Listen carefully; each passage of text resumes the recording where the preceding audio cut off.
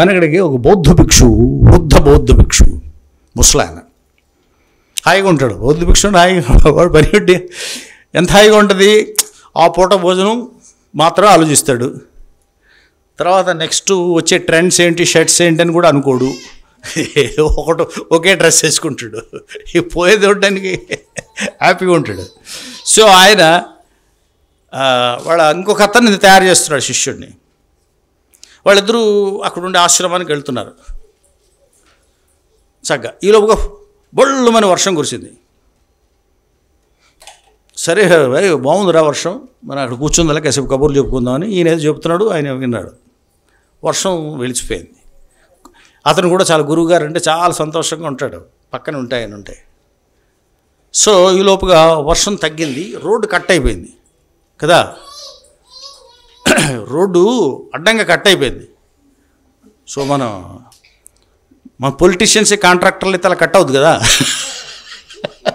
అట్లా కట్ అయిపోయింది అన్యాయంగా, నీళ్ళు అడ్డంగా వెళ్ళిపోతున్నాయి. ఒక ఆమె young girl 15 to 16 years, teenager, అక్కడ నీళ్ళు వెళ్తున్నాయేమో అక్కడ ఆగిపోయింది. అప్పుడు గురువుగారు చూశారు, చూసి ఏమ్మా రోడ్డు దాటాలా? అవునండి, రా తల్లి. ఇలా ఎత్తుకుని హత్తుకుని అవతల దించేశాడు.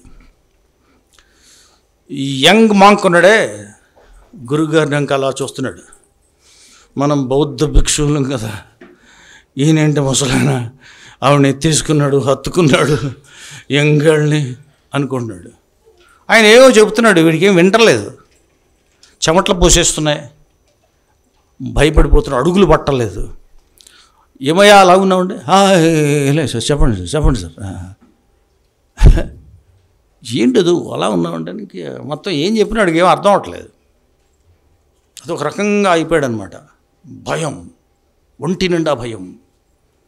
అసలు అంత భయం ఎప్పుడు వాడికి రాలా కదా. అప్పుడు దగ్గరికి వెళ్ళాక, ఏంట్రా నీ సమస్య ఏంటంటే, గురుగారు మిమ్మల్ని ఒకటి అడుగుతాను సార్. అడగరా? మీరు బౌద్ధ భిక్షు వేయండి, అమ్మాయిని అలా ఎత్తేసుకున్నారండి సార్. ఒరే, నేను అక్కడే దించేశారా, నువ్వే ఇంకా మోసుకు తిరుగుతున్నావురా అన్నాడు. మోత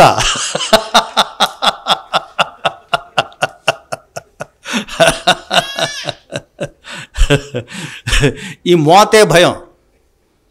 ఒక్కొక్కసారి డబ్బులు ఇలా వస్తుంటే ఇలా పోతుండాలి, ప్రవాహం అలా వెళ్ళనివ్వాలి కదా. కానీ ఇలా వెళ్ళేది కొంచెం ఇలా వేస్తే, వెనక్కి వేస్తే, 4 రాళ్ళు వేస్తే కడుపులో వేసుకోరా, కిడ్నీలు అడుగుతాయి, వెనక్కేస్తావా? అంచేత మళ్ళీ పదవి రాదేమో, మొదటిసారి టికెట్ నెక్స్ట్ రాదేమో, అందుకని కొంచెం అలా వెనక్కేస్తే ఏమవుతావు నువ్వు? చెంచా అవుతావు. సో యువర్ నేమ్ ఈజ్ చెంచా స్టూజ్. లీడర్గా ఉంటాడు, వస్తుంది పోతుందిరా, ఇవాళ వస్తుంది రేపు పోతుంది యూజువల్గా. అందుకనే బిజినెస్ మ్యాన్కి ఉన్నటువంటి చొరవ మరొకళ్ళకి ఉండదు, ఉద్యోగికి ఉండదు. ఉద్యోగి కచ్చ ఉనిగిపోతాడు. మనకి 2 లక్షలు వచ్చినా 3 లక్షలు వచ్చినా అంతే కదా సార్. నాకు నెలకి 4 lakhs శాలరీ సార్. మనమే అంతేనంటారేంటి సార్? అబ్బాయి లేదు, అందులో ఎంత ఖర్చు పెడతామని. అంతే sir.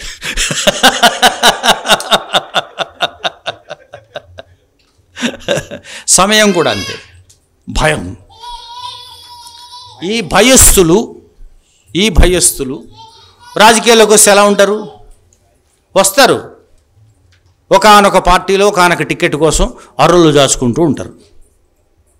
Can you make an alternative politics? చేయగలరా?